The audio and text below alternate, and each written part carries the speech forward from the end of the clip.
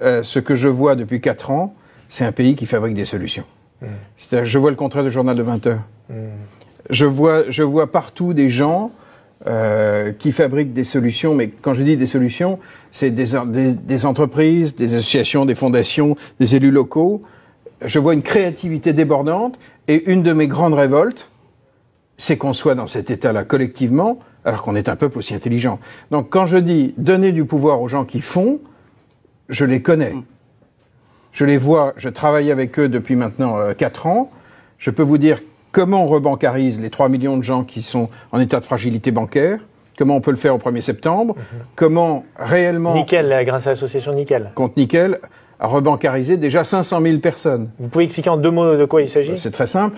La Banque de France dit qu'on a 3 millions de gens en France qui sont en état de fragilité bancaire. 3 millions, si vous rajoutez les couples, les enfants, vous avez presque 10% de notre peuple, quoi. C'est-à-dire interdit bancaire. Or, si vous êtes en état de fragilité bancaire, soit vous êtes interdit bancaire, soit pour faire un mouvement, vous avez besoin d'une autorisation, on vous humilie.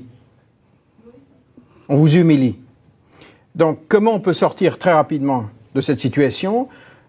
Compte Nickel a sorti un système, il pose une borne chez les buralistes, vous payez 20 €, on ne vous pose pas de questions humiliantes. Vous ressortez avec une carte de paiement avec des RIB. Si vous n'avez pas de RIB, vous ne pouvez pas mettre de puce dans votre téléphone pour chercher du boulot. Si vous n'avez pas de RIB, vous ne pouvez pas vous inscrire même dans une agence intérimaire, on ne peut pas vous payer. Vous ne pouvez pas payer la cantine de vos enfants. Donc, ils ont ouvert 500 000 comptes comme ça, récemment. Alors qu'on ne peut être que créditeur, évidemment, le découvert n'est pas autorisé. Oui, mais vous retrouvez une identité. Ouais. Et donc, si la France prend la décision au 1er septembre d'acheter 3 millions de comptes Nickel, ce qui coûte 60 millions d'euros, pour régler une question fondamentale, alors qu'on donne aujourd'hui 200 millions chaque année à la Poste au titre de l'accessibilité bancaire, mais Sachant que le fondateur de Compte Nickel n'est pas du tout d'accord pour que l'État soit actionnaire, mais ça c'est une autre question.